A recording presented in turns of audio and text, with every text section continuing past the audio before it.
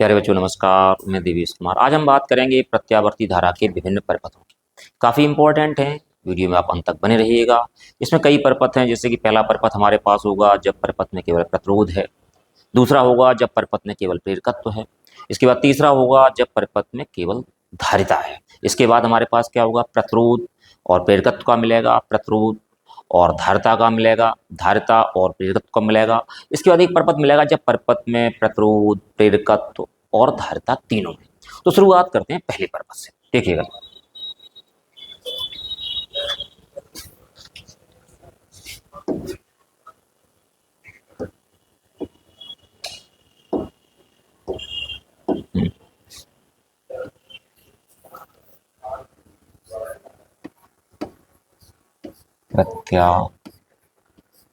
प्रत्यावर्ती धारा परिपथ।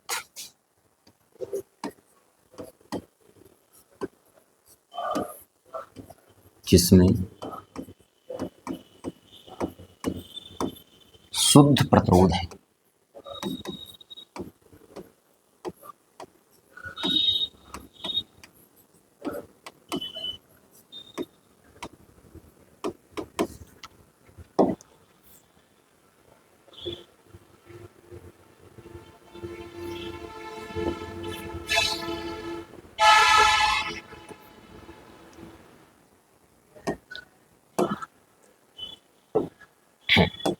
तो क्या है कि एक ऐसा प्रत्यावर्ती धारा परिपथ जिसमें शुद्ध प्रतिरोध है, मतलब केवल प्रतिरोध है।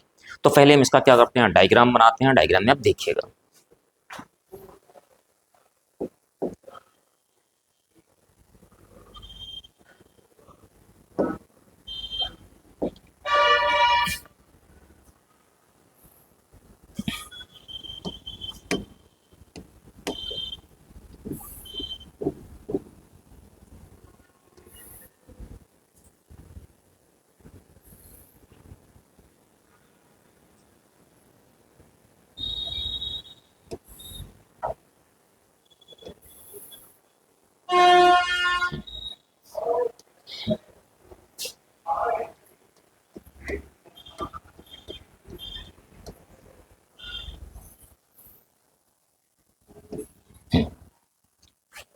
ये हमारे पास एक प्रत्यावर्ती धारा परिपथ है जिसमें क्या है कि एक प्रतिरोध R जुड़ा हुआ है। ये हमारे पास ये सिंबल दिख रहा है, ये प्रत्यावर्ती वोल्टेज का या प्रत्यावर्ती धारा का, दोनों का सिंबल जो होता है वो सेम होता है, एक जैसा होता है, इसमें कोई अंतर नहीं होता है। अगर यहाँ पे वोल्टेज वाली बात आती है तो हमारे पास समीकरण हो जाता है V is equal to V0 sine omega t. अगर धारा की बात आएगी, धारा I इज इक्वल टू हमारे पास कितना हो जाएगा, I0 साइन ओमेगा टी। इसमें आप समझ जाइएगा जो B0 है वो हमारे पास क्या है, वोल्टेज का शिखर मान है। वोल्टेज का कौन सा मान है, शिखर मान है।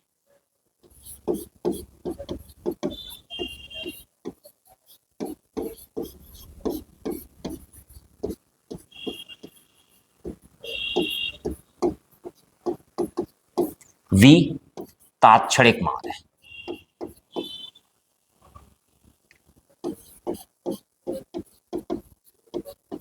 वोल्टेज का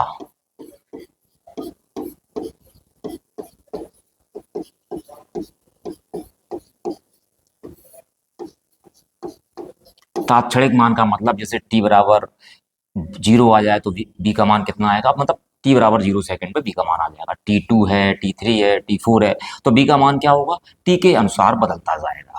ओमेगा हमारे पास क्या है, ओमेगा हमारे पास कोणीय आवृत्ति है।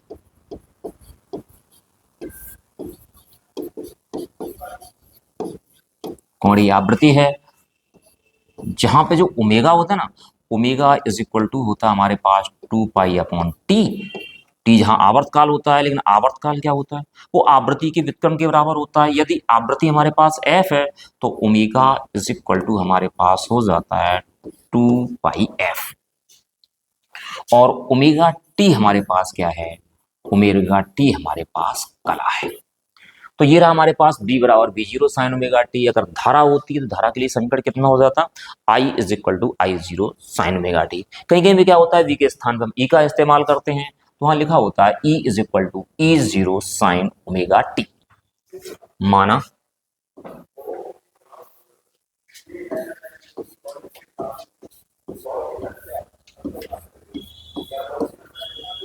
एक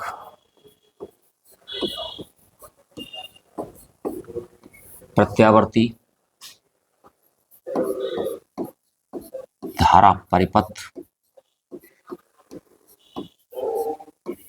जिसमें प्रतिरोध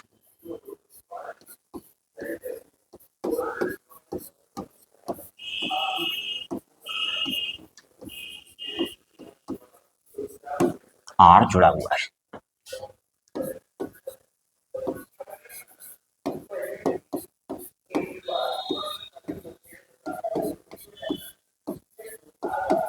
प्रतिरोध R जुड़ा हुआ है तथा वोल्टेज का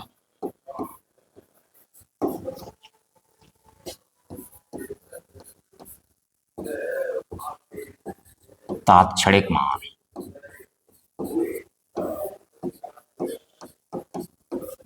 कितना है? V is equal to V0 sine omega T. हमने इसको इक्वेशन नंबर फर्स्ट दे दिया। यदि परिपथ में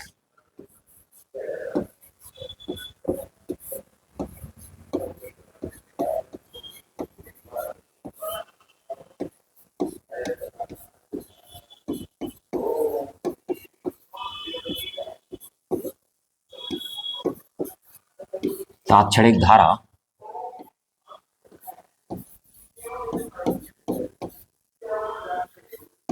आई है तब V बराबर कितना हो जाएगा? V बराबर हो जाएगा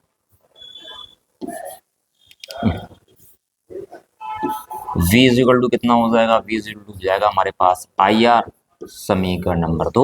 तो V का मान क्या करेंगे? हम समीकरण नंबर 1 में रख देंगे। तो हम यहां लिख देंगे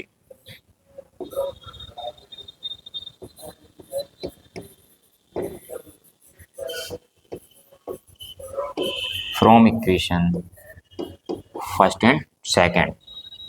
तो IR इज इक्वल टू हमारे पास कितना रहा? V0 sine omega T. हम यहाँ वैल्यू किसकी निकालेंगे? वैल्यू निकालेंगे हम यहाँ पे I की। तो इधर देखिएगा आप,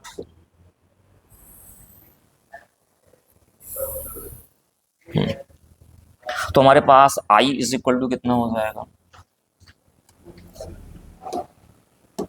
तो हमारे पास I इज इक्वल टू हो जाएगा V0 अपॉन R।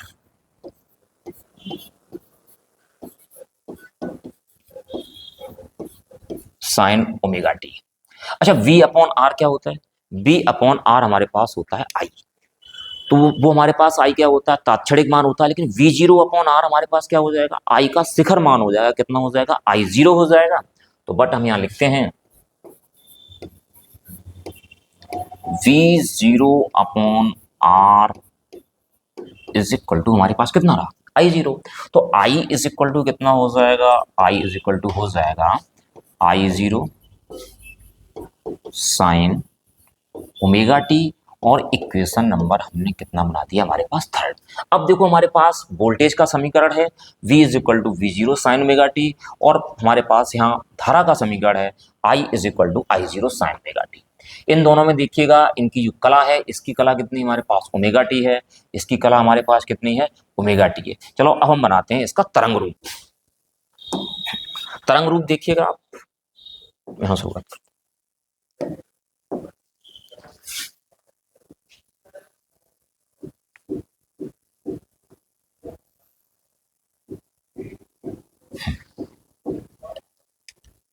हम ऊपर की तरफ क्या है?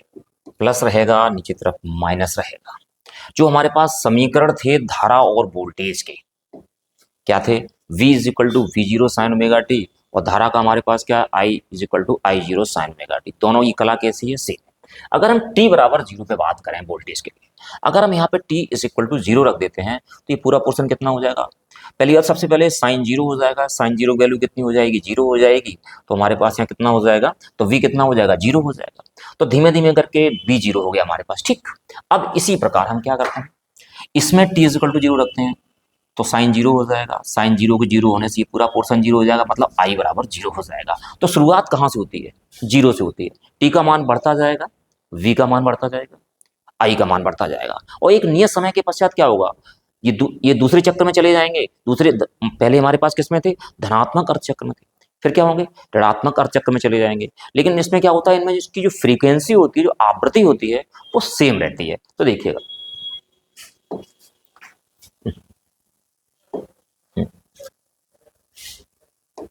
तो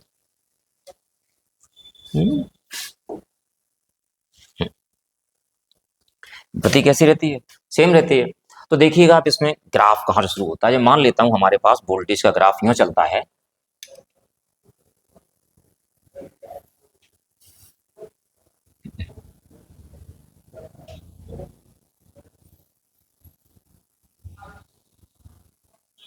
जो हमारे पास क्या रहेगा, टी रहेगा, और यहाँ पर टी बराबर कितना रहेगा हमारे पास? जीरो। तो ये हमारे पास वोल्टेज रहा। जब वोल्टेज रहेगा तो यहाँ पर देखिएगा, ये हमारे पास क्या कंडीशन रहेगी,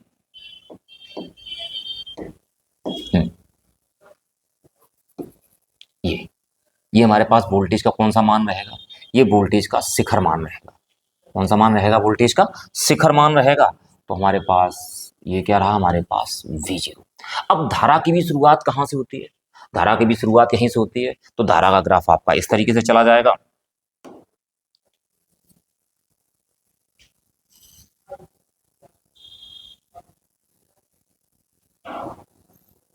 इस तरीके से। जहां पे धारा शून्य है वहीं पे वोल्टेज शून्य है, जहां पे वोल्टेज अधिकतम है वहां पे धारा अधिकतम है। अब आप धारा के लिए देख लीजिएगा, हमारे पास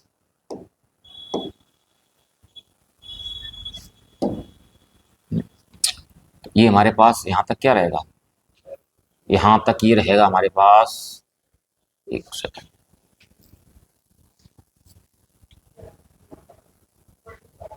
यहां तक ये हमारे पास क्या रहेगा, ये रहेगा धारा का अधिकतम मान। और धारा का अधिकतम मान हमारे पास क्या रहा, हमारे पास V0 रहा। और यहाँ तक हमारे पास समय कितना हो जाएगा, एक आवर्तकाल जितना हो जाएगा। यहाँ तक ये अपना एक चक्र पूरा कर लेती है। तो आप समझ गए, जब धारा शून्य है तब वोल्टेज शून्य है, जब धारा अधिकतम है तब वोल्टेज अधिकतम है। इससे स्पष्ट होता है कि धारा और वोल्टेज किस कला में है, समान कला में है। तुम यहाँ नोट करके लिखते हैं, नोट।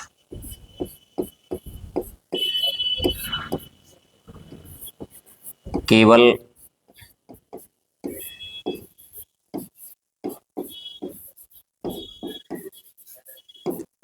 प्रतिरोध वाले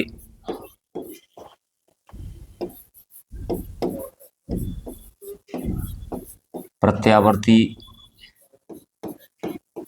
धारा परिपथ में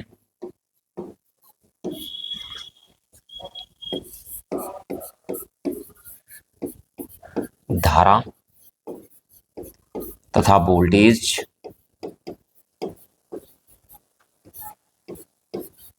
समान कला में होते हैं।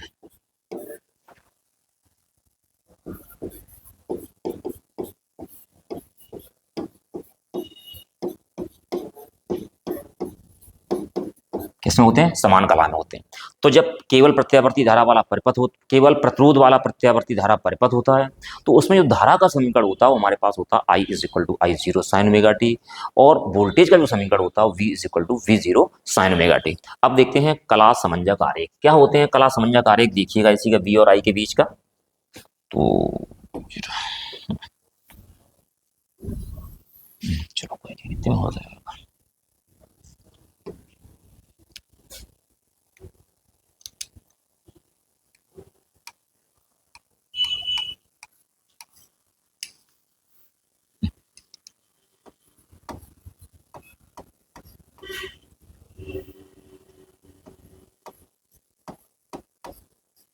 कला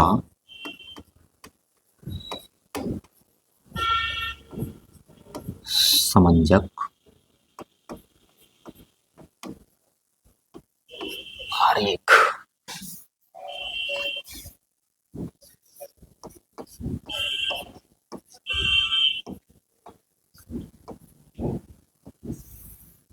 मतलब फेजर डायग्राम। जब हम कला समंजक आरेख बनाते हैं तो उसके लिए क्या करते हैं, सबसे पहले हम इस तरीके से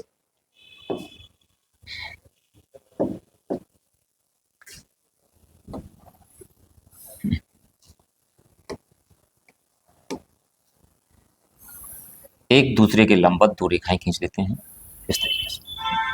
इसको एक्स एक्स मान लीजिए, इसको बाई बाई डैश मान लीजिए, और इसी हमारे पास क्या हो जाता है, ओरिजिन हो जाता है, मतलब मूल बिंदु, मूल बिंदु हो जाता है। यहां से जैसे मैं वोल्टेज के लिए खींचना है तो वोल्टेज का जो समीकरण था हमारे पास वो कितना था, V is equal to V zero sine omega T. तो हमारे पास में कला कितनी थी, ओमेगा टी थी। धारा के लिए कला कितनी थी, ओमेगा टी थी। तो जिस एंगल पे इसको खींचा जाना होता है उसके लिए क्या करते हैं, हमारे पास एंगल कितना रहेगा, एंगल रहेगा कला जितना। तो कला के लिए एंगल कितना था, ओमेगा टी था। तो हमारे पास जो रेखा खींची जाएगी वो रेखा एक्स अक्ष के साथ ओमेगा टी का एंगल बनाएगी। एक तरीके से हमारे पास कला समंजक आरेख में जो खींचा जाता है वो हमारे पास एक वेक्टर होता है। वेक्टर की जो टेल रहेगी वो कहाँ पे रहेगी, यहाँ पे रहेगी। और जो कला समंजक आरेख है वो उसके शिखर मान को प्रदर्शित करता है। धारा का कला समंजक आरेख रहेगा तो धारा के शिखर मान को प्रदर्शित करेगा। अगर वोल्टेज का कला समंजक आरेख रहेगा तो वोल्टेज के शिखर मान को प्रदर्शित करेगा। देखिएगा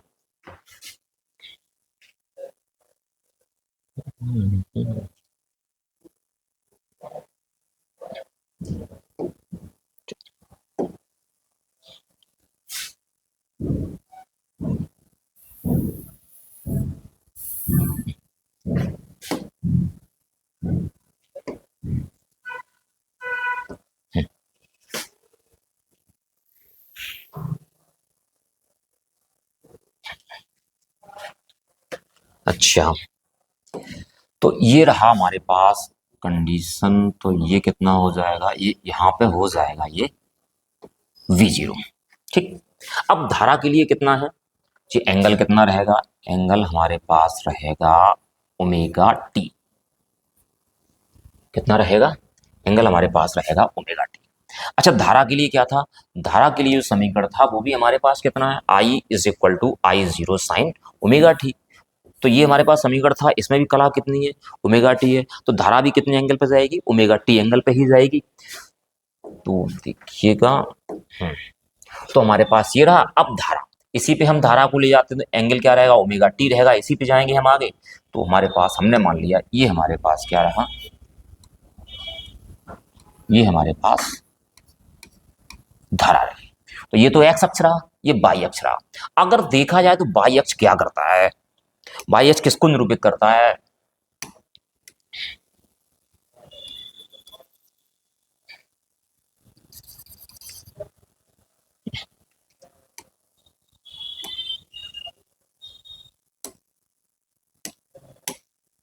ये हमारे पास क्या होता है, ऑरिजिन मूल बिंदु होता है। यहाँ से मूल बिंदु से शुरुआत हो जाती है इसकी। अगर हम देखते हैं, आपको बताया गया है जो घटक तोड़े जाते हैं, घटक तोड़ने की प्रक्रिया क्या होती है कि थीटा होता है, मतलब कोण होता है, उस तरफ क्या लगता है, उस तरफ लगता है कॉस। और जिस तरफ थीटा नहीं होता है उस तरफ क्या लगता है, साइन। अगर हम यहाँ पे देखें तो यहाँ पे कितना हो जाएगा इसका घटक, यहाँ पे I0 के लिए हमारे पास ये हमारे पास निकल के आ जाएगा, ये हो जाएगा I0 साइन ओमेगा टी। ये किसके बराबर होता है, ये आई के बराबर होता है। और इसका घटक यहाँ कितना हो जाएगा, इसका हो जाएगा V0 साइन ओमेगा टी। अच्छा, ये वैल्यू किसकी है, ये वैल्यू V की है, और ये वैल्यू किसकी हमारे पास है, I की है। तो यहां से स्पष्ट होता है जो बाई अक्ष है, कला समंजक आरेख में जो बाई अक्ष है वो धारा तथा वोल्टेज के तात्क्षणिक मान को प्रदर्शित करता है। और आपने पढ़ा है इसमें कि जब केवल प्रतिरोध वाले प्रत्यावर्ती धारा परिपथ में धारा और वोल्टेज किस कला में होते हैं, समान कला में होते हैं। आज के वीडियो में इतना ही, फिर आपको मिलते हैं नई वीडियो के साथ। उम्मीद है कि आप लोगों को ये टॉपिक समझ में आ गया होगा। यदि ये टॉपिक आपकी समझ में आ गया हो तो आप चैनल को सब्सक्राइब कर दें, वीडियो को लाइक कर दें, साथियों के साथ शेयर कर दें। धन्यवाद।